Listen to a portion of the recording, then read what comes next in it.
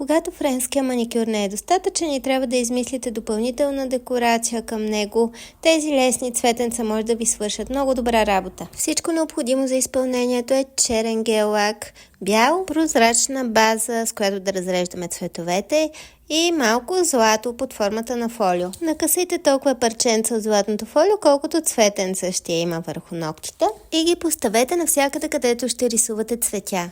И сега следва първия етап от рисунката.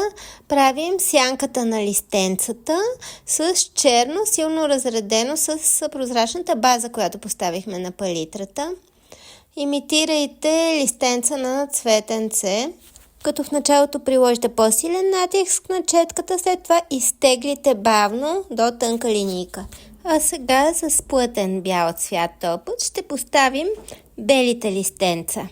Отново натиснете малко в началото, завъртете посоката на листенцето и плавничко вдигнете, за да има по-фин завършък. След което слагаме топ, полимеризираме и с по-плътна гел-лакова боичка ще създадем малко релеф в бликовете. Ако мислите, че този дизайн някога ще ви потрябва, запазете си го или ме последвайте за още подобни декорации.